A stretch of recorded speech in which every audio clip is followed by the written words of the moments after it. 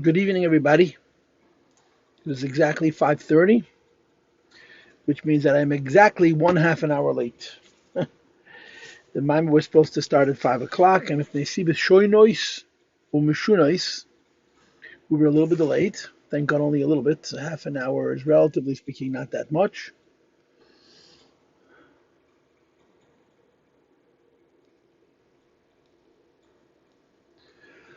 And we're learning mime. The mime that we're learning is from Bishosh Agdimu Tovshin Yud Beis 1952, a Shavuos mime from the Rebbe, which, as I explained to you yesterday and the day before, is based on a mimer of the Rebbe Rashab, which is called Tse'ena Ureno Ezras.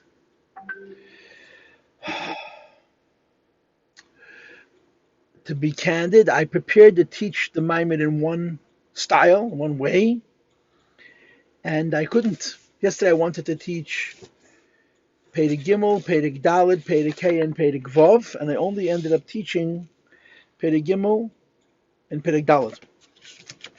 So instead of this mimer being I guess 4 parts, it's going to end up being 5, right? Do I know how to count?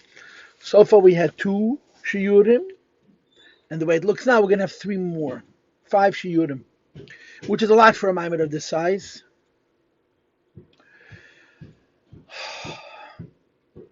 But it is what it is. So it is what it is.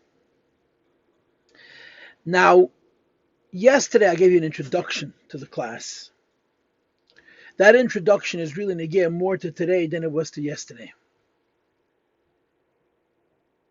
Because the novelty, the anomaly of this maimed is going to emerge today. I gave it yesterday because I expected to teach all of it yesterday. It just didn't work out that way. So let me remind us of what we talked about. Okay, there's 3 levels. There's Yosher, there's Eagle, and there's Atmos, otherwise known as Tzimtzum, Noga Bayat Tzimtzum, and Lei Noga Bayat Tzimtzum Klal. Yosher means godliness that's in a straight line. Eagle means godliness that's compared to a circle. And Atmos, of course, godliness has no form, not a line and not a circle. What's the concept of a straight line? The concept of a straight line is Mailu, Mato, Pnimis, V'chitzenius, Kedima, V'ichur, that has higher and that has lower, that has inner and that has outer, and has before and that has after. Those are all characteristics of a line. There's a top and a middle and a bottom. And of course the question becomes, how can 8-inch safe be a line? 8-inch safe by definition is infinite. 8-inch safe by definition is 1. So if 8-inch safe is by definition infinite and 1, how can there be a mile and a matam and a panam and a acher and a kedim and a icher and so on? And the answer is Sfiris. I'm sorry, the answer is Tzimtzum. What is the meaning of the word Tzimtzum? The meaning of the word Tzimtzum is that the oyer has to go through a bekia. That's how you understand it. The light has to go through a barrier. The barrier is called a Tzimtzum. The Tzimtzum does not want the 8-inch safe to pass through. So the 8-inch safe has to, so to speak, force its way through the Tzimtzum. This is described both in Samach Vav and in Ayin Beis. If I'm not mistaken, it's also the Maimed of Bar Mitzvah that the Rebbe Rashab said by the Friedrich of Bar Mitzvah. Bekia has to burst through Cheshchat Tzimtzum. In other words, the Tzimtzum Rishon holds the 8-inch safe back. And because the 8-inch safe is held back by the Tzimtzum Rishon, when the Tzimtzum Rishon, so to speak, fights its way through Cheshchat Tzimtzum, it comes in what's called a Shinei HaMahus. Shinei HaMahus means that even though it comes from Lefnei HaTzimtzum, it comes in a way that's completely different than it's in its source. That instead of being infinite and plain and 1, it's a Yosher, it's a Kav, has a top and a middle and a bottom. And the 8-inch safe of Kav is sometimes called Mazel. It's called by all kinds of names that denote that even though it's coming from 8-inch safe, it's been changed categorically. It's a ha'ara, the ha'ara of 8-inch safe. It's also 8-inch safe, but it's been affected. It has a ma'ila and a matan, a kedim and ichen, a ponim and acher, and so forth. Practically, what this means is that the 8 is able to go into a keli. But even though the 8 is 8 safe, when it goes into a keli, it'll adapt. Now, I just told you facts, which are really not even in our Maimed, and I didn't even explain them adequately.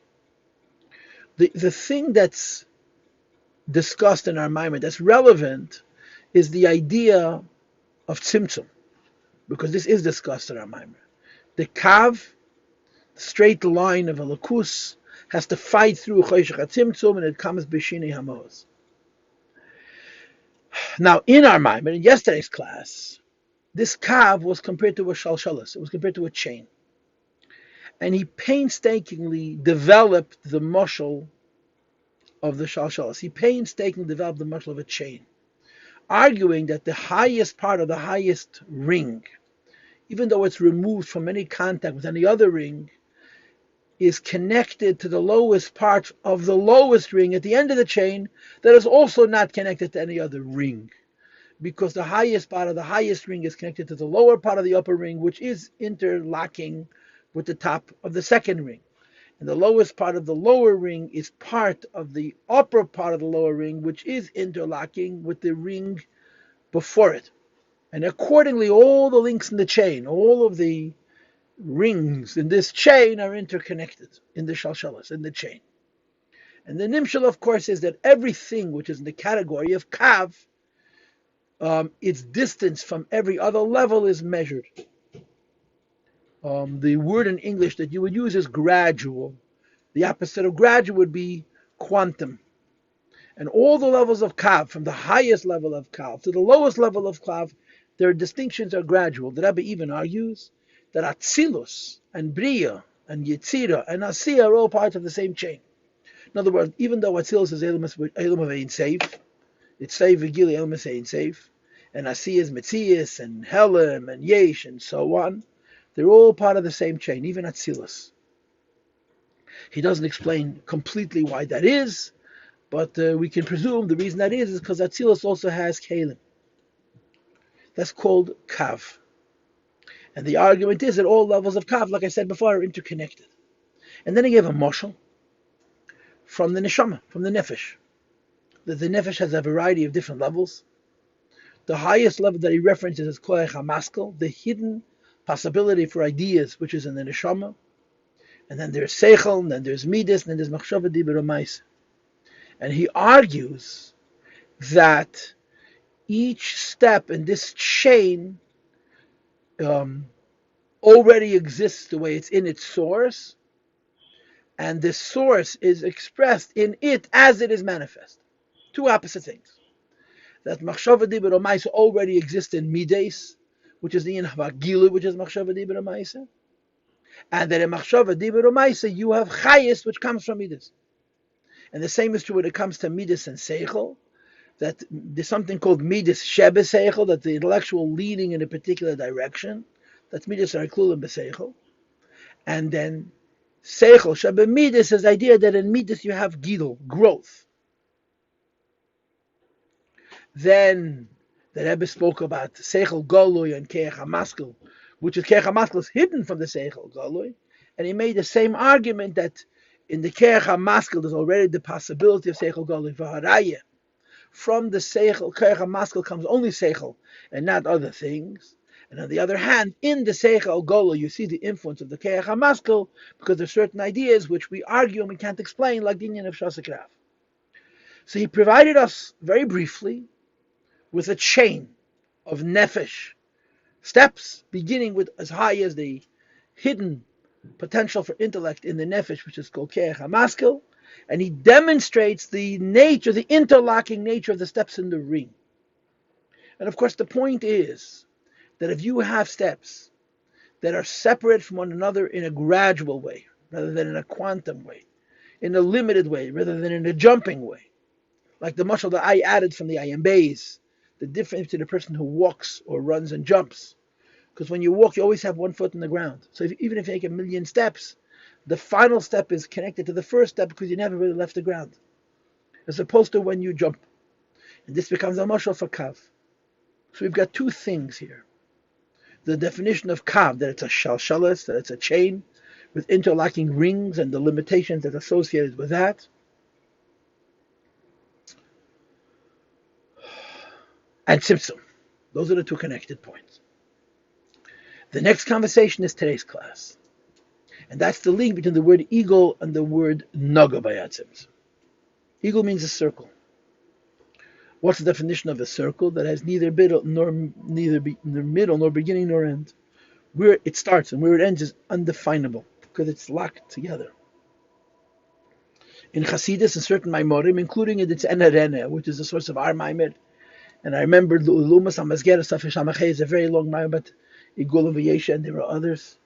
Lumas HaMazgeres Abisala Andesh, but it's also a Maimir by Igul and V'yesha. When you describe an eagle, there's two extremes. A ball or circle represents infinity, and a ball or a circle represents katnus, immaturity, something which is undeveloped, because it has no distinct parts. And that's why it's Rosh Marizal that Yesher is Bechinas Ruach and Eagle is Bechinas Nefesh.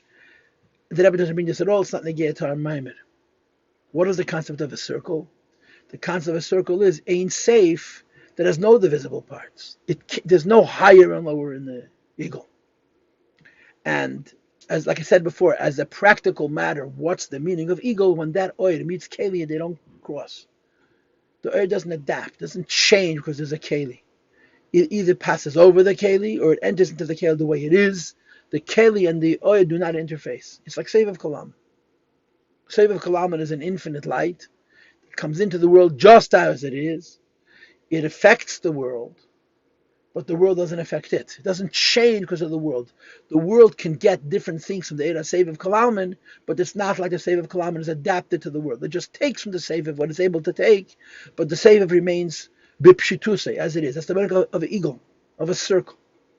That's why in the Maimorim, eagle is called Helam. Kav is called Gilin, eagle is called Helam. Helam is higher than Gilin. And when it comes to eagle, we say Noga Bayat Tzimtzum, it's touched by the Tzimtzum. The Seif of eagle does not have to be Bekeach Eshechat Tzimtzum. It doesn't fight through the Tzimtzum. It's above that. The Kav has to break its way through the Tzimtzum so it comes to Sheni HaMahuz. The eagle doesn't have to be Bekeach Eshechat Tzimtzum because it's higher than the Eshechat Tzimtzum. So it, so to speak, passes into the world without the Tzimtzum affecting it. But the Tzimtzum touches it. And the Maimorim, they explain what is the nature of being touched by the Tzimtzum, that it's in a state of Helam. The Tzimtzum's effect on Seif of Kalaman is that it's not revealed in the Makam HaCholol. Because if it would be revealed, it would destroy everything that exists in the Makam HaCholol. Now, what I just told you is classic. That's how it typically is understood. That eagle is Naga by a Tzimtzum. That means to say it's not fighting through the Tzimtzum, but at least because there is a Tzimtzum. The Gabi de Makam HaCholol is in a state of Chosh, a state of Helam. And the oir is pashut. It's like Seif of Kalaman. That's how it is classically. Okay? In our Maimer, the Rebbe is going to say something quite different. But I'm not going to tell you now what the Rebbe is going to say. I'll tell it to you when we get to it, which is on page Shin Zayin, really. Okay? So we're going to start on page Shin Hey, and we're going to have today's Shir.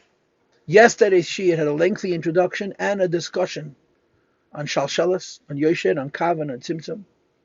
Today's class has a shorter introduction, I hope a much shorter introduction, and we reviewed what we said about Yosher and Tzimtzum, we reviewed what we're saying about Eagle and Nogabaya Tzimtzum, and now we're going to learn the Sug of Eagle inside. Now, before we continue, let me just point out, the third idea is called Atzmus of Erein Seif, and Atzmus of Erein Seif is the Madreg of Lei Nogabaya Tzimtzum Klal, but Tzimtzum doesn't touch it at all, which means it comes into the Makam HaCholol. Not only has it not been affected by the Tzimtzum, it's not even Helen by the Tzimtzum. Well, Kafishi is by Lakaman. The plan is that'll be tomorrow's Shir, but as everybody knows, rules are made to be broken. So we'll see. V'hine. Im heyes, even though that there's Bechine said in Seif Shalafnei had Tzimtzum. The level of godliness which is before the Tzimtzum, which is Lamayla Mishachas Leilamis, which is above any kind of relatedness to worlds. She'ein Esin Makam Le'ilmis doesn't give any space for the worlds. Of course, the way you have to read Esin Makam is that there is Makam. And in the Makam, you have to have Eilamis.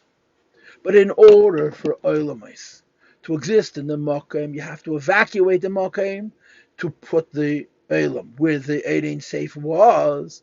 That idea is called Tzimtzum, and it relates only to the level of Elokus, which is Yesh. Eagle, let me just say, Eilam superficially means it doesn't let the worlds exist. But on the other hand, ein nesim makom midas elamis means it doesn't contradict the worlds, because it's not in makom in the same way.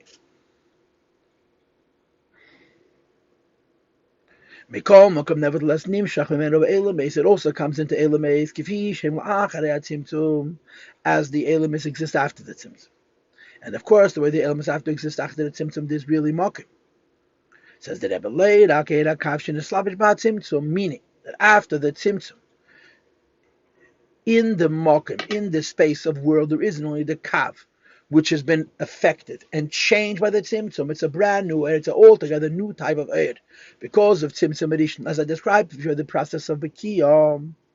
Even the so-called great eagle, which means the Eidin Seif Shalifnei Tzimtzum, which, like I said to you in the beginning, classically, typically, normally, the eagle Agadol, which is Eidin Seif Shalifnei Tzimtzum, would be Sevev Kalam.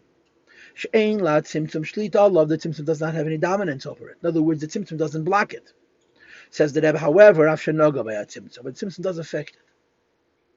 How does the Tzimtzum affect it? That before the Tzimtzum it's in a state of eagle, Gilu, and after the Tzimtzum it's in a state of Hell.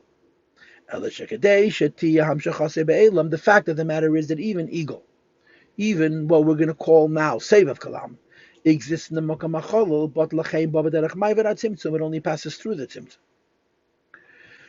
And in passing through the Tzimtzum doesn't change it. Ahu B'derech Ma'aver, but that only has to pass through the Tzimtzum. In other words, She'ein Mishtane Mehusei, what its substance was before the Tzimtzum, its substance continues to be after the Tzimtzum. And therefore, who b'mchinas ain't safe after the tzimtzum, it continues to be ain't safe. Kameya ain't safe shifnei tzimtzum, as ain't safe before the tzimtzum. In other words, not only is it ain't safe, but it's not a kav. There's no milo mato, there's no kedim v'icha, there's no gili in helam, and there's no eir and keli. There's none of those things. The eir remains as eir was, something which is by itself, that doesn't really interface and meet anything else. But there is the noga by a tzimtzum component. And the Naga by Tzimtzum component, the way it's explained in most Maimorim, is that at least it's Helam. Helam means to say it doesn't destroy the world. You see, Kav is changed. The Kav is Eidin Seif, which has been worldified. Yoy Igulim Sevukalamin is Eidin Seif, which has not been worldified, but it's been affected that the world could exist. So it's called Naga by Tzimtzum. It's not been changed by the Tzimtzum. It's been affected by the Tzimtzum. In other words, the idea of Mokum, space, where the world exists, changes the Kav. It doesn't change the ego. It just affects that the ego is different in relationship with the Mokum. The Eidin Seif in relationship with itself. Seif of Kalam in relationship with itself is exactly the same, but in relationship with the world it's been changed. And the Rebbe says, this is one of the explanations in the idea of Ishtashos Aksarim Zemizeh. This is an interesting sugya. It's a complicated sugya, and I think it's a controversial sugya. You see, the Rebbe's Mitzayin right away to L'kutei Torah V'ikach Kedach. That's the source of it. All Ksarim are connected. In other words, every world has a Kesed, and then you have 10 Sfiras. Chachma Bina Das Ches Til Malchus, you have a Kesed again. The Kesed of the next world is lower than the Malchus of the world before, right? But there's something called Shtashos Aksarim.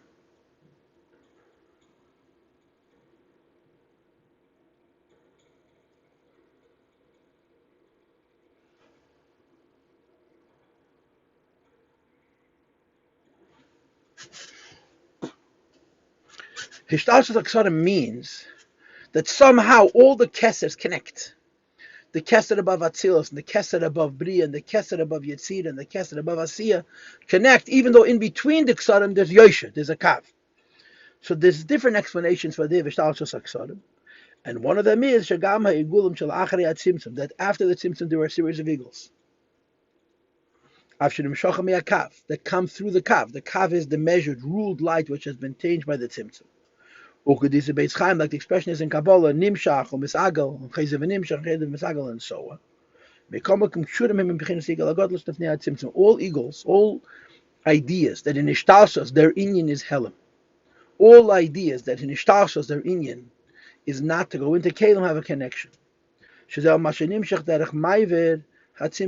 Because they pass through the Tzimtzum in a way of Maiver without being changed by the Tzimtzum, they're simply touched by the Tzimtzum.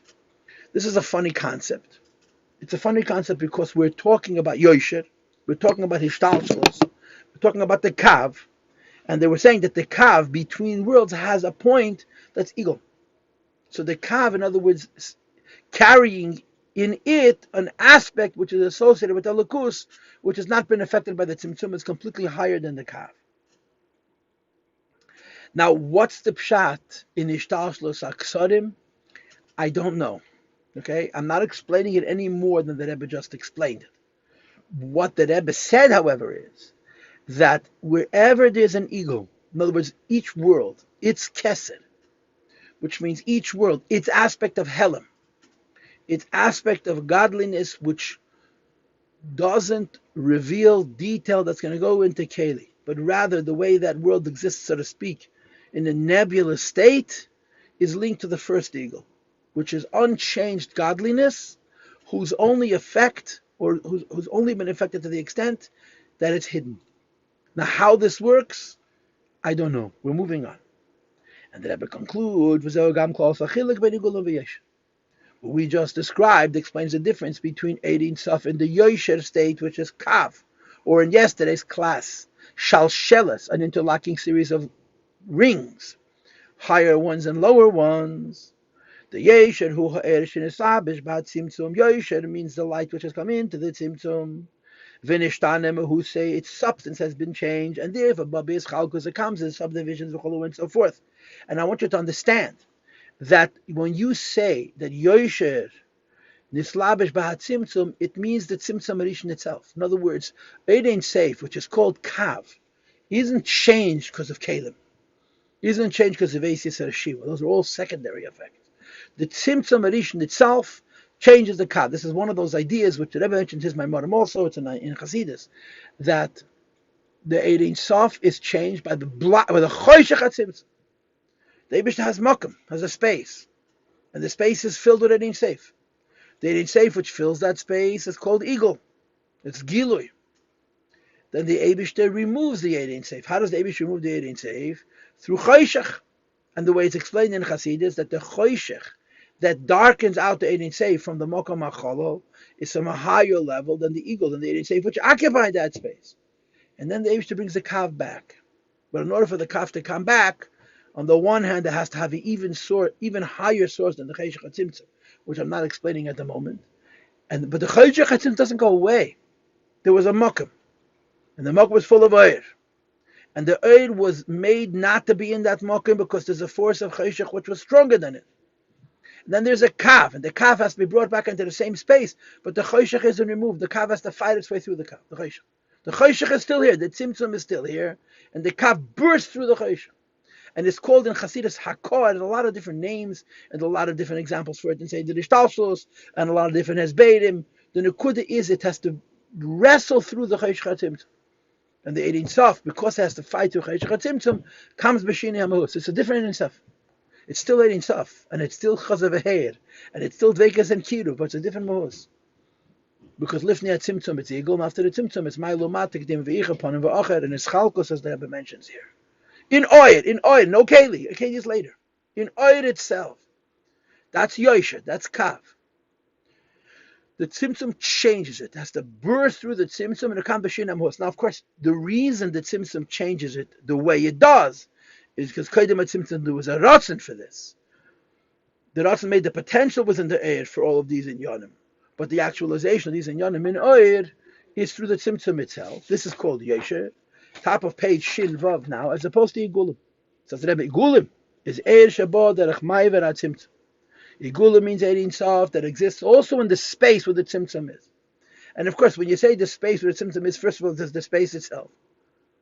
And then there is the idea that the space was full of Ein Sof. Then there is that the Eibishter took that Ein Sof away, or blocked that Ein Sof out, or caused that Ein Sof to go into a state of Helam because of a Choshech HaTzimtzum. And then the eagle exists in the Makkah where the Choshech HaTzimtzum exists.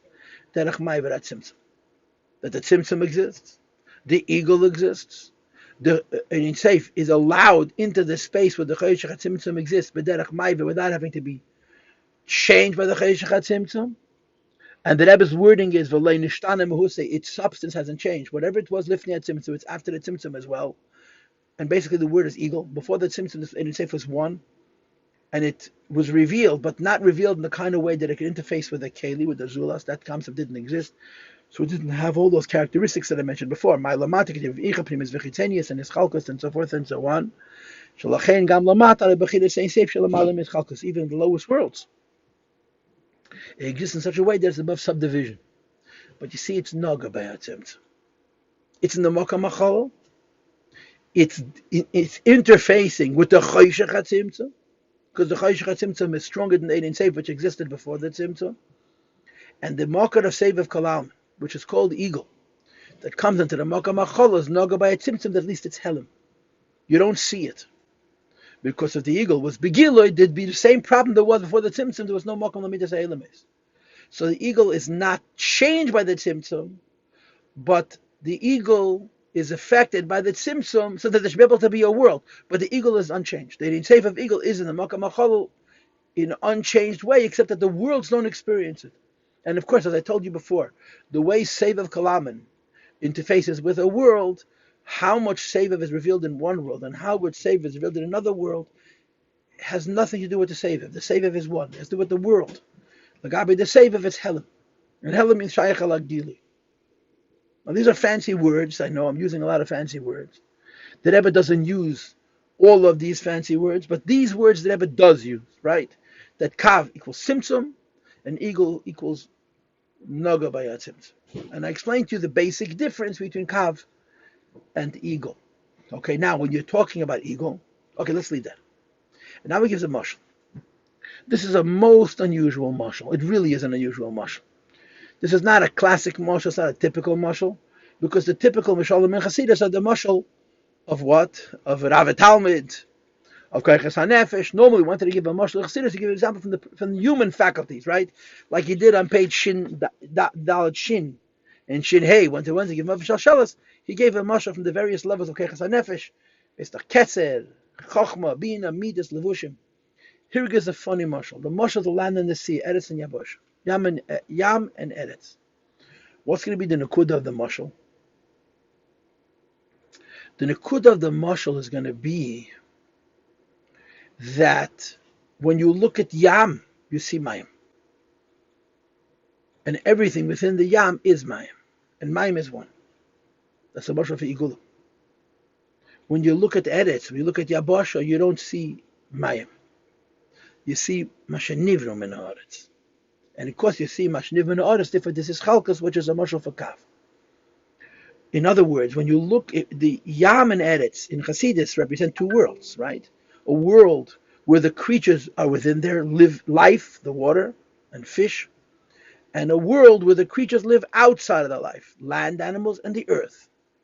The difference between Yam and Yabosha is when you look at Mayim and water, there are many fish of an incredible array of different types, like it says in Chassidus, from Chazal, Kol ma sheyesh b'yosha yesh b'yam, Kol ma sheyesh b'yabosha yesh b'yam. You see water, and everything created from water is considered water. So even though within the water there's so many distinct aspects, everything is mayim. Like the halacha is that a dag is eine chayitzis, a fish is not a chayitzis legabe tvila because it's considered part of the water, and that's a mashal for igulim. There are many aspects, but you see unity. So you see. Yabosha, there are many aspects. They all come from the same source, but you see their distinction. You see their diversity, their divisiveness, and so on. That becomes a mashal for Yosha. So in both you have two aspects. On the Yabosha, that everything comes from the earth. Like in the Yam, that everything comes from the Mayim. But in the Yabosha, you see the aspects and you don't see their chayes. So you see his chalkos, you see Yosher. And in Yam, in Mayim, even though there's many different creatures, you don't see them, you see the water. So his chalkos is overwhelmed by the Achdus, which is represented by the Mayim. And this becomes a mashal for Yosher and Igulim.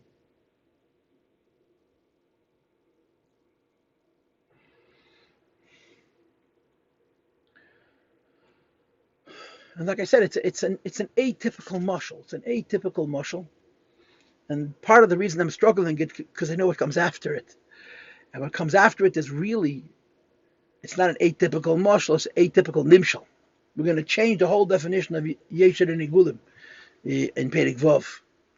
And l'cha'eda, that change is predicated in the mashal that the Rebbe uses here. So in my mind, I'm struggling with this one.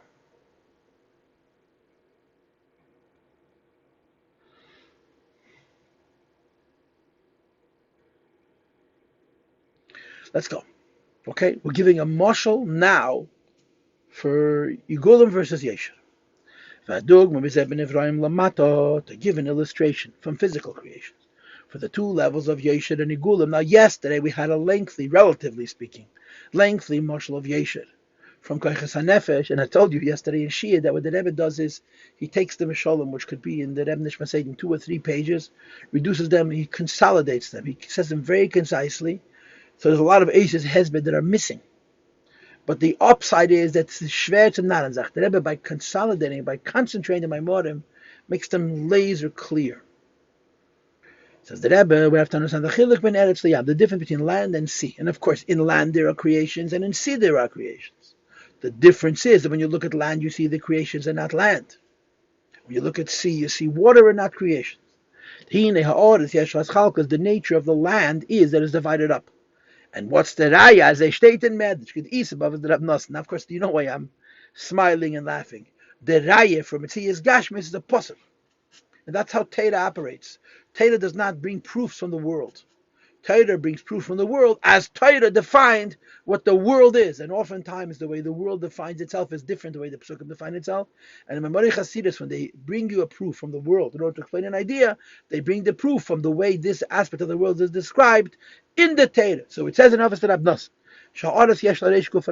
the land is defined by a head and a torso and legs. As it is in a human being. Now, the Rebbe could have used the mashal of Adam, huh?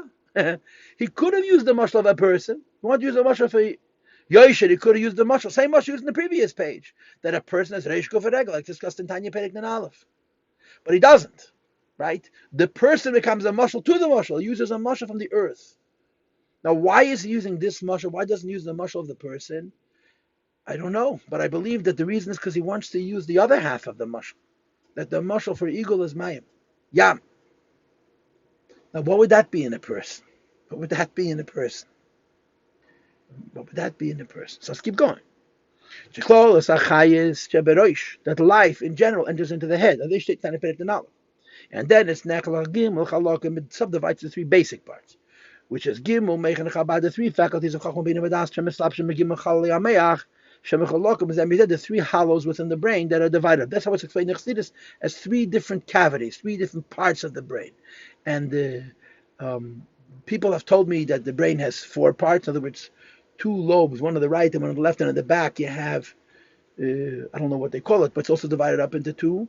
And that's also consistent with Kabbalah because we speak about Das being in the back, and Das is divided up into Chesed and Gevurah. But I don't even want to begin correlating, what science knows about the brain and what says in Torah, because I don't know anything about mamish. So the Chayes Harosh is Nechel Gimel Chalakim. So I misspoke, right? There's Rosh Gufar Regel, and the neshama goes into the brain, and then from the brain it's distributed to the Rosh and the Guf and the Regel. And the neshama keeps for itself the Rosh part, and the Leiv gets the Ruach part, and the Kaveh, the lower third of the body, what's called in this Maimon, the Raglayim, gets the Nefesh part. So now he starts to break it up further. Once you understand that there's Rosh Gufar Regel, a head, a body, and feet, and that the head goes into the brain then further divides it up into another category, a subdivision of 3. Chachma bina das. And then he continues, and in the body, it manifests in seeing and hearing and speech. And he explains, is seeing is chachma, chushashmi is bina, hearing is bina. And choshadibur is connected to das, and the power of speech is connected to das. And he brings a raya that speech has a certain connection to connectivity. As the pasuk says, "Mi piv das," that words that come from a person's mouth. This is a pasuk in Mishnah associated with das, which is why in the Krayim HaMalachim b'shem behema ari v'sher v'chulu shein lam das. Animals, malachim, are called animals because, like animals, they lack das. And the Rebbe says in the parenthesis, "Hanu das elyon kiyim das tach mavad." They do have das. Their malachim are very intelligent, but they only have das tach. They don't have das elyon. Ve'ein lem diba, they cannot speak, like it says in the pasuk. Achri adishem yelechu k'ariyeh yishag, and the Aryeh goes on Malach. The koyal machane mechol, which is bechinas ne'ayal yamin. And ein le dibur mamish, malachim cannot speak either, like a person speaks. Kiyem shesheg v'kebel dibur, he roars.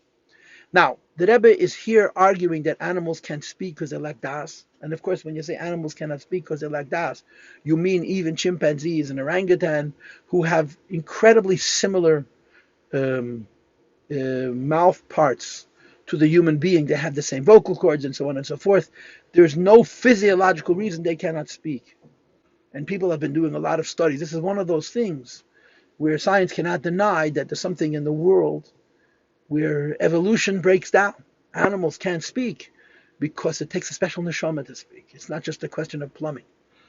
And the neshama that's necessary for speech is rooted in das, and they lack that connectivity. And he says it's true l'mayla by malachim as well. They cannot speak.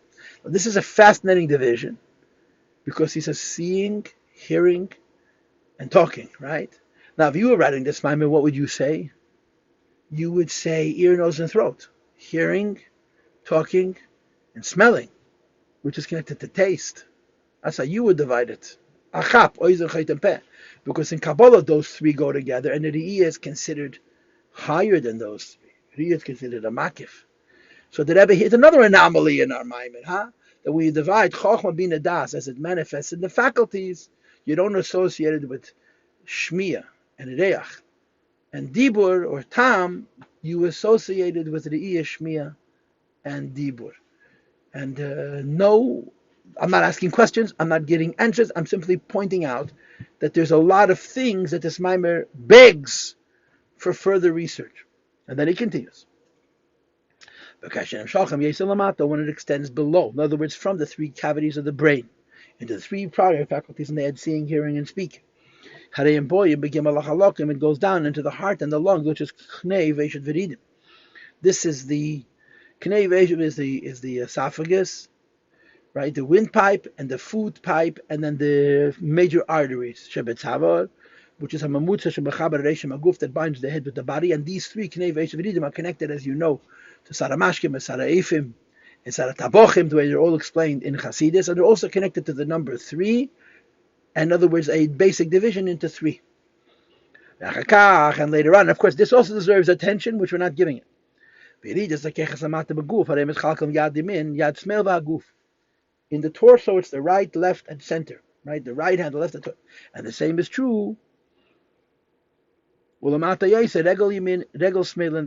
left leg, right leg, left leg, and the body. And then he continues. His muscle is the ground, is the earth, and the explaining of the earth is a human being. That's weird. What would have happened if he used the person as the muscle for Yeshid? It would be familiar, it would be classic, and he wouldn't have any problems. He doesn't want to explain Yosher using a human being. He wants to explain the earth using a human being, but he doesn't explain the earth at all. He doesn't talk about the contours of the earth, the division of the earth, meaning to say that there's differences of topography, there's valleys, there's mountains, there's plains, there's this kind of animal, that kind of animal. To explain earth, he uses the typical mashal of Reish Tech Seif, Reish Guf Regel, as it is in a person, but he says just like it's in a person, it's in the world. When you look at the world, you see division. In other words, when you look at the world, you don't see the source of life that defines the world. You see the individual creations that are distinctive and divided up, which is the concept of Yosher, his chalkus, division, and of course, separate from the source, right? Cut it from the source. Now goes the other side of the coin, water. Now, if this was a perfect world, the Rebbe would do the same thing again. Right? In order to explain why water is igulim, he would go back to Keches HaNefesh, but he doesn't, because he's intent on this mashal. He's intent on giving the mashal of Mayim versus Yabasha, and not the mashal in the Lashon HaChasidus of Pnimi and Makifim. Right? If this was a mashal of a human being, for Yeshua and Igulim, Yeshua would be Nefesh Ruach Neshama, and Igulim would be Chaya Yechid. Very simple. He uses Yosher as much as he could to explain how he uses the Nefesh Ruach Neshama of a person to explain Yosher as it is in Yabasha, But when it comes to Yam, he doesn't explain that the Inyan from Igulim is like the Makifim of a person. He avoids doing that. And there's a reason why, I think. Let's read. Ein Bem is Chalkas. When you look at water, there's no subdivisions. Water is all integrates, all one. So where would there be detail in water? The simple answer is fish. Fish. That's the distinction. You look at water, you don't see fish, you see water. The deeper answer is it is lower waters and higher waters. And the lower waters are a lower level, and the higher waters are a higher level. And of course, this is a physical thing. The higher waters exist, whatever it is, 100 miles above the earth or so, right?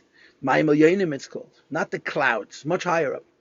And then the lower waters are the waters in the sea and in the aquifers and in the clouds. This is the lower waters. So the Rebbe says, Hashem created a separation between the higher waters and lower waters. The higher waters are up there, the lower waters are down here. And the higher waters only came down by the Mabul. Hashem made a distinction. So the Rebbe says, yeah, there is a distinction. But if the two waters would meet, they'd have no trouble integrating, no trouble flowing together because they're water. The lower waters are water and the higher waters. Now, what does this mean? Lower levels of earth and higher levels of earth are also earth, but no, they're distinctive, right? Lower waters and higher waters are waters. He doesn't explain, he just states. And therefore, it's called eagle. It's indistinguishable. You say it means moreover, and of course this is a little bit more understandable. Within the water, there's all kinds of life. That are separate from one another in their outer form and in their inner form and their character and their build. They're all exactly the same. Their reality is water itself. Which is why when fish of any type leaves the water, they die immediately. And of course, this is complicated in reality and in biology, but that's the halacha. You pull a fish out of water, it's halachically not alive. Now, you shouldn't eat it, but it's already shechted. So I just demonstrated that on the land, it's defined by its diversity. And in the sea, it's defined by its unity. There is diversity in the sea, there's unity in the land, but the land is defined by that aspect which separates the different things from one another. And he gave the mashal of Keiches HaNefesh. And in the sea, it's defined by that aspect that unifies them, which is the water, and he ignores the various creations, because the halacha is, like I told you before, something that exists in water is not a chatzitza. Right, a fish rubs up against a person's leg who's toiveling, it's not a chatzitza. This has practical ramifications in halacha today, and I'm not a rov, but it has practical ramifications that a fish is, Rav Shimon Elazar holds, a fish is not a chatzitza. I think it's Rav Shimon Elazar, that it's not a chatzitza, because everything in the water came from water, and therefore it's halachically considered water. And when you look at it, you see water, not fish. The difference between the land and the sea, spiritually speaking, head. Is the land comes from Yosher. Now understand, when the Rebbe makes a statement, the land comes from Yosher and the sea comes from Eagle, it's more complicated than that. The way you have to read this is, the land comes from a combination of Yosher and Eagle, but what you see is Yosher. The sea comes from a combination of Yosher and Eagle, but what you see is Eagle. That's how you have to read it. So on the land, since the preeminent component of its identity, it's what you see when you observe it, is Yosher, it's considered connected to the land. That's why you see the diversity. When you look at water, even though there's Yosher in the land and the sea as well, but the preeminent component, what you observe, is the unifying factor at the level of ego. Doesn't change no matter how low it goes. Creations, including fish, that come from the level of igulim, you have this notion, they're considered one substance, it's completely beyond the whole idea of subdivision. Sure. They gave us a mashal. He dafka gave a mashal from the land and the sea, even though when it came to the land, the mashal was so inadequate, he immediately went to the person. And when it came to the sea, he avoided using the mashal of Igulim of a person. Now, Rabbi Sai, let me tell you the problem that we're going to face now. In other words, I've been telling you for a shiur and a half that something is going to happen in this Maimer, which is very not consistent with the classic concepts of Igulim and Yosher. And it creates problems. You can understand this Maimer, but to correlate, to integrate what the Rebbe says in this Maimer with what's written in the other Maimorim becomes very, very difficult, arguably impossible. And I'll tell you what it is. Normally, Yosher and Igulim is Malakam and Sevach.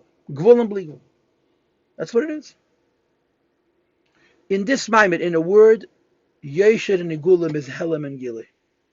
Yosher means you don't see God, Igulim means you do see God. That's simple. Now, this is why, in my opinion, the Rebbe uses this funny mashal. He doesn't want to use the mashal from Keches HaNefesh, because if I use the mashal from Keches HaNefesh, the difference between Yosher and Igul wouldn't be whether godliness is revealed or godliness is hidden. It would be a difference of what level of godliness. And from this point forward, the Maimer goes in its own direction. Yosher is Tzimtzum. Igul is Naga B'Yad Tzimtzum. What's the difference between Yosher and Igul, between Tzimtzum and Naga B'Yad Tzimtzum? Whether you see godliness or you don't see godliness. In other words, in this Maimer, Memale Kol Almin is both Yosher and Igulim. It's as if Sevach Laman just vanished from the face of this earth. Memale Kol Almin, the limited light of God, which goes through the Choshech HaTzimtzum B'derech B'ki and Chini HaMahus, and it's called Mazel, and it's Hara Da'Hara, and it's Tereshel Tulda, it's Hara Nevdalos, all those fancy terms that are used to describe the Kav, in comparison and distinction between the eagle, which is an Seif Shalafnei HaTzimtzum, has eagle and Yosher in it. That's how it's going to go. So Memale Kol Almin, which goes through Choshech HaTzimtzum, has eagle and Yosher. Now wait. Memale Kol Almin was Bekeir Choshech HaTzimtzum. If it's Bekeir Choshech HaTzimtzum, it came B'Sheni HaMahus. So what do you mean it's eagle? It means very simply, eagle means you look at a creation, you see God, that's eagle. You look at a creation, you don't see the creation, you see water, that's eagle. So we're going to have a very, very different use of the words Igulim and Yosher in what follows over what we normally know. And the segue, the lead-in to this anomalous, this unusual use of the terms Igulim and Yosher is the mashal of Yam and Yabasha. Because Yam and Yabasha are compared to Alma Deskasi and Alma Desgalia, right? You know that. Alma Deskasi and Alma Desgalia are both Oilamais. What is an Oilam? Memale Kol Almin. The difference between Alma Deskasi and Alma Desgalia is compared to Dibur and Machshava, to Bria and Yitzira and Bria, and so on and so forth. Here there are Moshe of Igul and Yosher. Because the Rebbe Rashab, the Rebbe probably has a source from Tzemach Tzedek and maybe even earlier, but the Rebbe is mitzayin to the Rebbe Rashab. In the Makim is here, the mitzayin to Rebbe. And the Rebbe Kvayachol is being loyal to that Maimer. And as I told you in yesterday's class, he's being loyal to a Maimer that was written in Ayin Zayin in 1917, way after the Samach Vav was written. And after Ayin Beis was, the Chelek HaNichtav HaNemar was already complete a year and a half before. And it's mamish a throwback to a much earlier time. It's a whole nother language. Because Igul and Yosher is not Memale Kol Almin Sevach Laman, even though I spent a shiur and a half saying that it is. And to be sure, Igul and Yosher is not Tzimtzum and Naga B'Yad Tzimtzum, even though the Rebbe says it is. Because in what's going to follow now, Igul and Yosher are both Tzimtzum. What's the difference in Igul and Yosher if they're both Tzimtzum, which means they came in a Shin HaMahus, Helam and Gilui. Yosher hides the Eibishter, Igul reveals the Eibishter, and that's it. Just like land and the sea. So I hope I made myself clear. I don't want to give a long drasha because loyla drasha ka'asira. If I wanted to give a long speech, I would have to come up with a tivach, with a way of reconciling what's written in this Maimer with what's written in most Maimorim. In most Maimorim, Yosher and Igulim is kav, Memale Kol Almin and Sevach Kol Almin and so on. It's connected to two madrigas and Seif Shalafnei HaTzimtzum. And by the way, you'll see later that in the Kabbalah, when he speaks about Lefnei HaTzimtzum, he's also going to say something which is very different than the typical assertion of the Maimorim. And I'll point it out then when we get to it. But at this point, it's important to make clear that Rebbe is going to explain the difference in Igul and Yosher, and it's not going to be the difference in Memale Kol Almin and Sevach Kol Almin at all. It's not going to be the difference between Tzimtzum and Naga by a Tzimtzum. It's going to simply be, you look at the creation, if you see the Eibishter, that's Eagle. Fish, you see water. You look at the creation, you don't see the Eibishter, that's Yesher, land. Which are both B'malak Alaman. They're both B'malak. And it's a kasha, it's a tzarechiyun, maybe it's a tzarechiyun godel. But we're going to go on anyway, okay? Amna. We're talking about the contrast between Yesher and Eagle. And what are we saying about the difference between Yesher and Eagle? That Yesher is a madrega of Ein Seif, which is changed by the Tzimtzum to a common derech of Kav, Milo, Mata, Gedima, V'ich, Eponim, V'ocher, his Chalkos, and so forth. As opposed to Eagle, which only Noga by a Tzimtzum. Noga by a Tzimtzum means that it's in a state of Helam, Lagabe Yelemis, not Lagabe itself. But it's one oir, which cannot be mislabish in Kalim and cannot go through his slapshus and his Chalkos. His slapshus, with Lashon, mislabish or misalam or misgala. There's no such thing in Yesher. In Eagle, in mislabish or misalam or misgala. It is what it is. Which is why the Ein Seif hasn't changed at all. Which is Ein Seif. Now, so far, this is describing Seif of Kalam, and no question about it. Says Rabbi Kiv and we already admitted that it's Derech Mai V'Rat Tzimtzum, it's touched by the Tzimtzum. And the definition of touched by the Tzimtzum, as I explained earlier in today's Shir, is the Tzimtzum is a phenomena. The Tzimtzum is not a moment in time, it's a reality, it's a thing. What is the thing of Tzimtzum? Darkness. What's the point of this entity called darkness? To create the darkness where there could be a world. The Kav breaks through that darkness and is changed by the darkness. The eagle doesn't break through that darkness, but it's maivid. It's affected by it indirectly. Indirectly means to itself, it's exactly the same as it was before. To the world, it's hidden. That's called Naga Bayat Tzimtzum. That's called maivid. Says the Rebbe Yesh Bam Gam Kim V'Chein Tzimtzum. It has an aspect of Tzimtzum as well. Now, what is the right language if this was a typical maimed? This was a classic maimed. If this was a typical maimed, if this was a classic maimed, Yesh Bam Gam Kim V'Chein Tzimtzum would mean that it's Helam. Because Seif of Kalalman should come into a world and overwhelm it. Should fishify it. Ein Seif comes into a world, it should destroy it. Why? It's ego. There's no room for divisions and for higher and lower and Feders and Kalim and all those other things. And yet, Eagle exists here and the world exists because Eagle is not interfacing with the world because there's Naga Bayat Tzimtzum. But the Rebbe is going to explain Naga Bayat Tzimtzum very differently than that. He's not going to say that it's Ein Seif, as he said before. It's only that it's in a state of Helam. He's going to actually present it as creations where you don't see godliness. Creations are Mamala Kalaman. And he's going to speak of them as Igulim. Let's read it. There's two aspects of the Madrega of Eagle. And I'm telling you that from this moment on, every word we're reading is Yesher, it's not Eagle. Until this word, Yesh Bem Gam Kim V'Chein Tzimtzum, you could have explained that Eagle means Seif of Kalaman and Naga Bayat Tzimtzum means Helam. But not from now on. Eagle is now simply going to mean you look at a creation, and every creation is limited, every creation is diverse, every creation is Eid and Kalim, every creation is Kav, Yosher. If you look at a creation and you see how it reflects the Eibush, then he's going to call it Eagle. If you look at a creation and you don't reflect the Eibush, he's going to call it Kav. But he's going to have it in between status. Some creations don't reflect the Eibush at all. They're Klipa, that's Kav. Some creations, the examples in the Maimon are going to be Neshamis, Sfidis, Mitzvahs, always reflect Eibishter. That's the higher level of Eagle. The lower level of Eagle is going to be those things that sometimes reflect the Eibishter and sometimes they don't reflect the Eibishter. And that's going to be Malachim. And that's also Eagle. In other words, they also reflect the Eibishter, but it's a lower level of Eagle because sometimes they don't reflect the Eibishter. So we're now going to use the terms Eagle and Yosher, and there's no way, in my humble opinion, that you can explain what follows as Seif of Mamala. You can only be Gili and Helam. And again, the marshal of Yam and Yabosha set this up. If the Rebbe had used the classic marshal of Pnimi and Makifim, it wouldn't be a line. That would be the marshal for the typical distinction of Yesher and Nigulim. You have a level of a Neshama which is infinite. It's called Chaya or Mazel. And it doesn't adapt to the contours of the Guf. Sometimes more of it is revealed, sometimes less of it is revealed. How prepared the goof is determines how much of Chaya is going to be revealed. But in the Chaya, there's no Shinuyim. That's a mashal for eagle. He doesn't do that. He uses a mashal of Yam and Yabasha.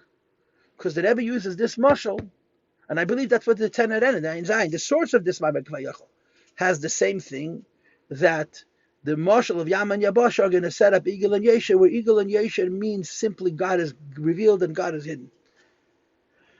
When a God is always revealed, that's going to be El Yena Shebe Eagle. When God is sometimes revealed, that's going to be Tachtena Shebe Gilui. And now I'm adding words to the Maimon. When God is not revealed at all, that's going to be Yesher. Let's read. Shesh Beis Madregas Bigum, there's two levels in this concept of an indirect light. Madreg ha'alef shebohi his gabras bechinas ein safe. It's an eagle. It's a circle, which is a mashal not just for ein safe. It's a mashal for ein safe that cannot go into kalim, that cannot interface with the zulas. It remains what it is. Either you get it or you don't, but it doesn't adapt to you. It doesn't change according to you. It doesn't go into you. It just reaches you, but its existence is in relationship with self. So the madreg ha'alef of eagle is with his gabras of ein safe, which is where you see in the world godliness. Or madrega beis, the second level is shabah. He has gabras bechinas tzimtzum. When an eagle, there's a dominance of the concept of tzimtzum, and because the dominance of the concept of tzimtzum, you don't see the ein safe readily. Now, I want to make it clear: if you wouldn't see the ein safe at all, that would be yosher. That would be klipa. If you see the ein safe a little bit and a little bit not, that's this madrega beis sheyesh bo has gabras bechinas tzimtzum. And the Rebbe says, there's taka higher waters and lower waters. And then Pikabal, the higher waters are Chochma, the lower waters are Malchus.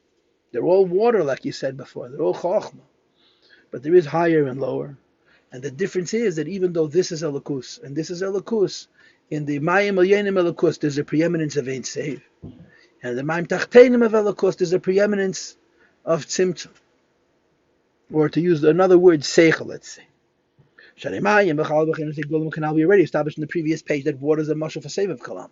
And again, I tell you that that's a very funny mashal to use. The higher waters represent the higher aspect of the phenomena of ego. There's a preeminence, there's a dominance of the Ein Seif quality. The lower waters is the lower idea of ego, where there's a preeminence, there's a predominance of the idea of tzimtzum. Now again, ego means Ein Sof. It really means Seif of Kalam. But in this piece of Maimed, ego means godliness. That's all it means. You look at a creation, you don't see itself, you see God, that's ego.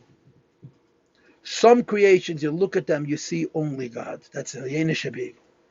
Some creations, you look at them in one way they're God, and one way they're not God. That's Tachtei Nishabig.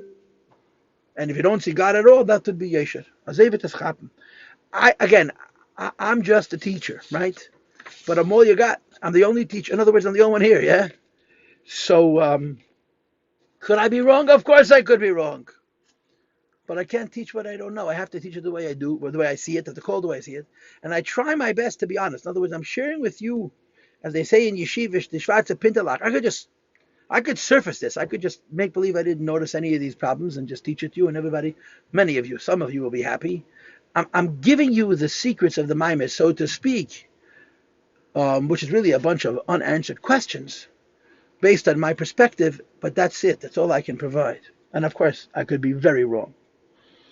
Says, hey, look at Abba B'Devachal in general. The concept of lower water is Bechinas Tachtena Sheba Eagle, is a lower level of eagle. The lower level of eagle is still eagle, which means it's only Naga by a Tzimtzum. It's Gili Elikus. But it's Naga by a Tzimtzum with an emphasis on the Tzimtzum's Negiyah. And the Moshe for this is Malach. Hudagas HaMalach of this level of Malachim. How convenient. Angels are compared to fish. Shem Kimei Dogim Shebayam, they're like fish in the sea. There's only a certain category of Malachim they're in this category, but that's not important at the moment. Chanal, as the Rebbe said, we already established a Sheda Shamayim Bechinas Gulim. Water comes from eagle, and fish that live in water, you see only the water, you don't see the fish. So it's very convenient. The Malachim are like fish. Ella, it is only Shem Bechinas Hatachtena Shabigum. It's the lower level of eagle. Maim Tachtenim Shabohi is Gabas Bechinas Hatzimtzum. So although when you look at a malach, you see water, you see Eibishter, but you see Eibishter through a tzimtzum emphasis. There's a preeminence of this, the Metzias of Malachim. Now, here's how I'm going to do this. I'm going to read this through to the end, and when I finish, I'll explain. Usually, I would give an introduction. I'm choosing to do it the other way. Malachim are part of Eagle. Eagle means Gili Elikus. But they're the Eagle Atachten, right? They're Maim Tachtenim. The Eagle Atachten reveal godliness, but the emphasis is on the Tzimtzum. The lake Mebah Sfidus, which is different than the Sfidus, which are Elyonesh Heavy Eagle. Shabam Yeskab saying saved that in the Sfidus, when you look at them, when you perceive them, first of all, you perceive godliness, which is why they're called Eagle and not Yeshin. And you perceive godliness in such a way that you don't see Choshech, you see only Ein Save, which makes it Elyonesh Heavy Eagle. Even though Sfidus also no go by Tzimtzum are touched by the Tzimtzum. There are 10. Now the boy say, I got a itch. 10 Sfidus is not Noga by a Tzimtzum. 10 Sfidus is Tzimtzum. 10 Save of Kalaman is Noga by a Tzimtzum. Mamalik Kalaman is Chalkos Oidis Kalim is Tzimtzum. And he calls it Noga by a Tzimtzum. Okay, I'm moving on. I'm not explaining, I'm just pointing out. Says the Rebbe Esev Leitesha, Esev Leachadasa, this 10 and not 9, 10 and not 11, like it says, if you Yitzir emphasis. Mitzvus Hatefilla. When you look at Sfidus, what do they speak? Like I tell my students all the time, if you could meet godliness, you'd find him very boring. He has one thing to say. Meet my source. Dvekis. Alakus. Lord, me boy, Bela Matzilis. And this phenomena that Sfidus are Dvekis, are Alakus. And that there is a his Gabras of Ein Seif, which is called Al Yenisha Be'Eagle, is for sure true in the Sfidus of Atzilus, because Atzilus is the B'chala world of Achtas. Atzilus is a world where the Ein and the Kalim and the Ein Saf are one. Even the Sfidus where they are in Bria. That even though in Bria there's also a Lakus and the Eris and Kedah. But it's not an Eifin of then I'm not sure exactly how this means. Nevertheless, Sfidus, it says in Lashon and Tanya perek lamed tes, and it says in Ayin Beis, Gamba Asiya in Kedusha Gemura. Sfidus, even in Asiya, are Kedusha Gemura. In other words, every world, like every person, has a center. The center of a person is a brain. The center of a world is a Beis HaMikdash. The Sfidus of the brain, or the brain and the heart of a world. And even in Asiya, just like in the Beis HaMikdash Agashmi, just like in the human brain, is Kedusha Gemura. So Sfidus and Atzilus are flanked by a godly world. The Heichalos Rosa Olakus. Sfidus and Bria, Yetzira, and Asiya are flanked by Matthias. The Heichal, the Levushim, and the Heichalos are not Olakus. They're Klipa. But the Sfidus are always Olakus. Parenthesis, V'raka Heichalos, Shemasav, Meyayin, Liyeshem, Mechin, Yesh, Matthias. The Heichalos and Bria, Yetzira, and Asiya are Yesh, Meyayin. And of course, in context, that would mean that the Heichalos are from Yeshem. But Olakus is concealed completely. In Sfidus, in every world, both in Atzilus and in the lower worlds, there is Eagle, and there's Elyonesh Be'Eagle, because this is Chabas Bechinas Ein Seif, even though Noga by a Tzimtzum, because there's 10. Vaynesh Be'Sfidus, he is Chabas Bechinas Ein Seif, because in the Sfidus, when you look at them, what you observe, what you experience is a preeminent, is a strengthening of the Ein Seif aspect of the Sfidus. In other words, Shemetzias HaSfidus, it's not the Kalim that you're seeing, it's the light. Malachim are different. That Malachim experience a very great degree of bittul delikus. And when you speak about a malach bittul delikus, there's two basic circumstances. There's the malach as his own entity, and there's what's called a malach beis hashlichus when he's doing a mission. This is mentioned in Kunta Zacharin, the Rebbe is assigned to it in footnote 60. And he brings also a Ramban. The Alter Rebbe brings a Ramban to support it. The Rebbe doesn't bring it here in the Maram HaKemis. I think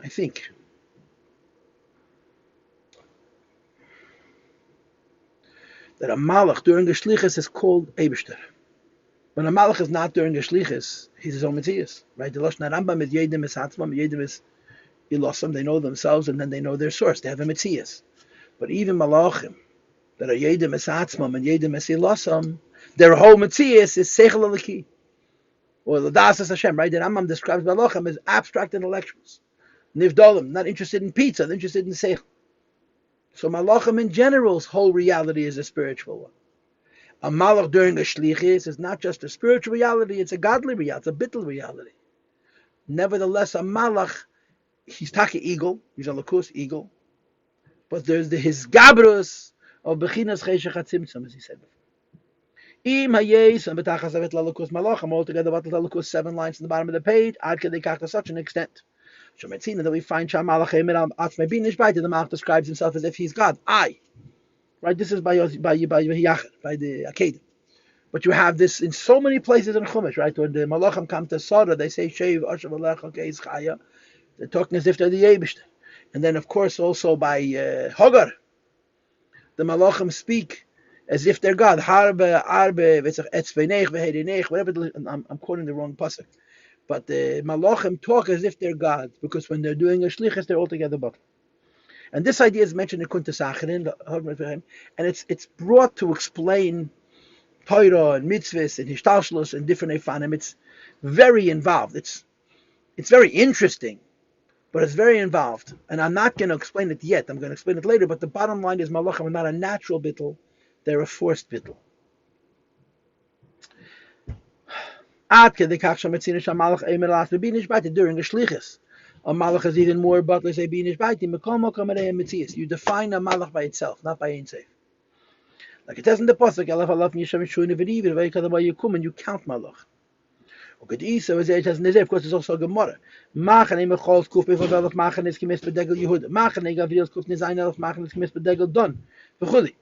And of course, realize that the Rebbe is saying this maimer right after Pashas Bamidbar, and the numbers in the Zohar are the same as the numbers in the Chumash.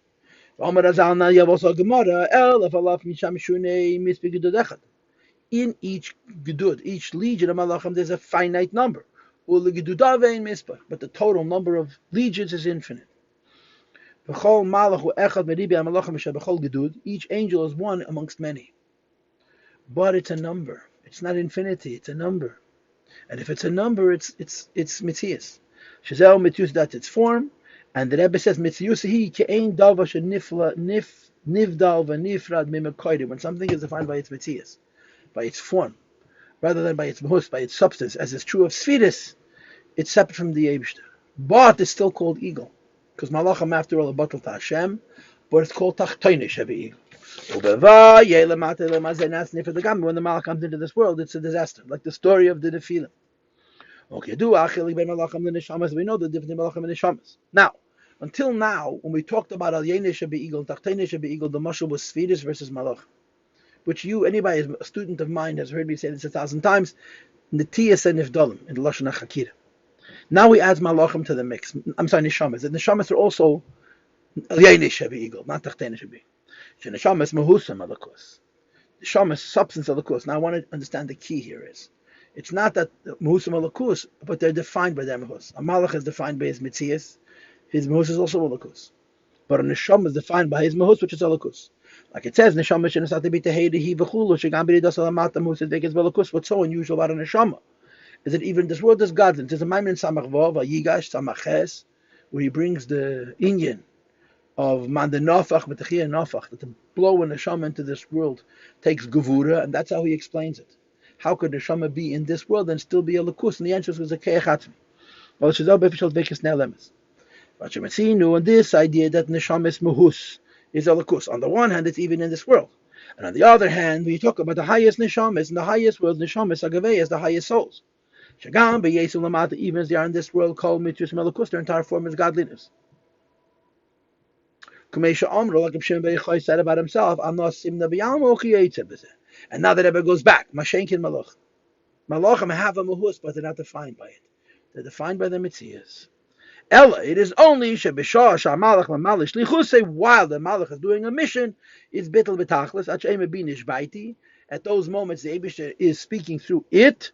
Lefish ein mitzius yamastida, because it doesn't cover over godliness, but he's not godly. He just doesn't cover over godliness. And he continues Mekosh Kamiyana mitzvahs. And if it's true by mitzvahs, it's for sure true by malachim. Mitzvahs are also alakus. But mitzvahs are neslapshu v'dorim gashmim. They're in physical things. Mekol moka b'slapshus ha-mitzvah. In as much as each physical thing is holding the godliness of a mitzvah, ein b'hem hest upon him, Hashem is not concealed. And I want you to understand that the mitzvahs are physical. Malachim are spiritual. But the alakus of a mitzvah is mahus. If you've ever learned the right? The physical esrig is kelim of atzilus. So a mitzvah, like a neshama, like a sfira, there's 3 examples or what will be called in this Maimer, Chelika Yene Shava Eagle. That you don't see so much tzimtzum, you see more Ein Seif. And Malach of the emotion of Chelki Hatachtaina Shala Eagle, that even though it's still eagle, you see a Lakus, but there's a predominance of the Cheshach HaTzimtzum itself. Says the Rebbe Mitzvahs, Nisapshav Zarim Gashmiyim, Mikomokim, it says the Sapshas a mitzvah, Ein Bahem Hester Ponim, and as much as a mitzvah is revealed in them, Hashem is not concealed. And the same is true by Malachim. And again, he's using mitzvahs as a mashal for Malachim, even though mitzvahs are part of a Yenish al Eagle. So why is he using it? Because mitzvahs are in Gashmias. Malachim are in Ruchnias, but there's an emphasis on its mitzias, on its guf.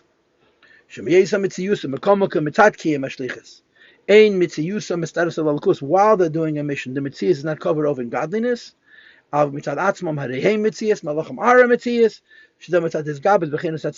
there's a preeminence of the tzimtzum aspect, and he repeats it again. We're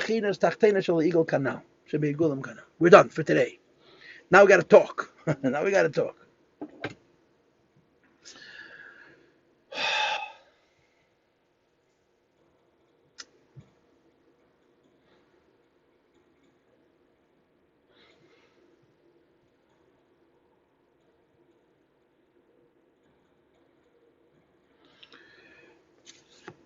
I want to repeat, that we're using the words eagle and yosher in this maimer. And we presented the issue typically, that it's tzimtzum and agabaya tzimtzum, that it's kav, that it's eagle. And then we gave the mashal of the abasha and yam and totally steered away from that. Because now, when we're talking about yosher and eagle, we really mean yosher shebe yosher and eagle shebe eagle. We're talking about only mamala kalaman, Sfiras of Mamala Kalam, Mitzvahs Hatefilla that comes into Mamala Kalam, Malachim are for sure Mamala Kalam, they come from Dibur. I thought he mentioned that Malachim are from Dibur and Shamas are from Machshav. Maybe it's later in the Maimer. I already forgot. I thought I remember him saying, on page Shin Yud Aleph, he's going to compare Malachim and Shamas to Machshav and Dibur. As it's brought in Samach Vov and Kama Makemis. Sfiras is Mamala Kalam and Malachim Mamala Kalam and the Shamas are Mamala Kalam and the Mitzvahs are Mamala Kalam. And worlds of Mamala Kalam. He's going to say like this: Yosher Shabbayesha means a world that hides Eibishter, and Eagle Shabbayesha means a world that reveals Eibishter. And in revealing Eibishter itself, there's revealing Eibishter in a way where there's an emphasis on Ein Seif, and there's revealing Eibishter in a way where the emphasis on world. And the separation is going to be Malachim on one side, Sfiras, Neshamas, Mitzvahs on the other. Okay, so I want to make it very, very clear. I'm deciding what the Rebbe means. He doesn't say what I'm saying. I'm deciding that even though we started off a sugya talking about Igulim and Yosher, we're no longer talking about Malach Kalam and Seif of Kalam and Igulim and Yosher.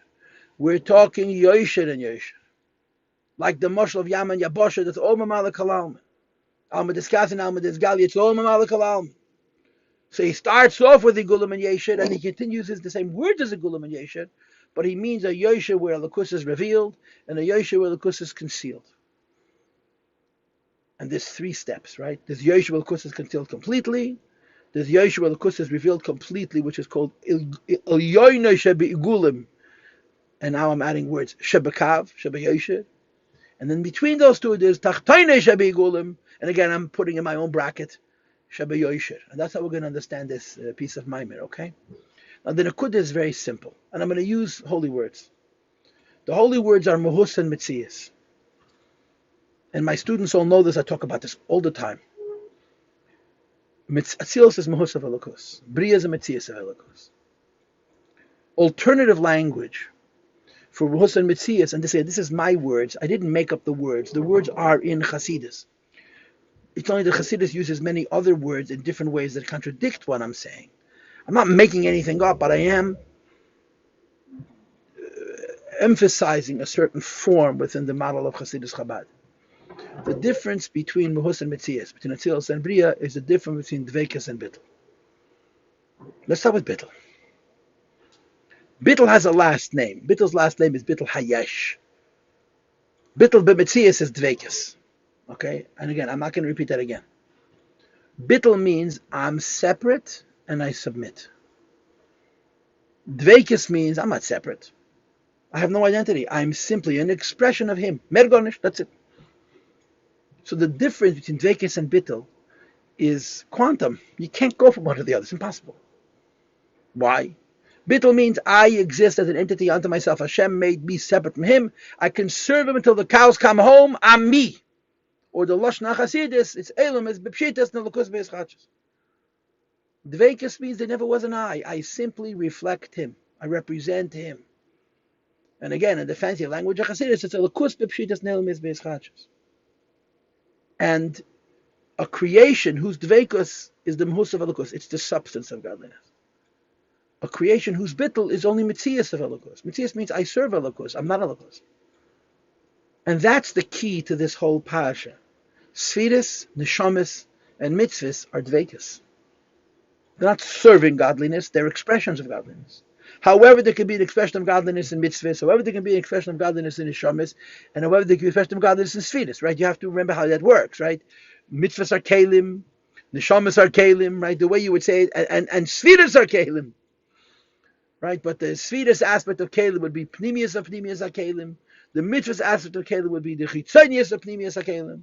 And the Neshama aspect of Kalim would be the Pnimius of Chitzonius HaKalim. I'm just telling you words, which I remember from many years ago when I actually used to huddle in these things.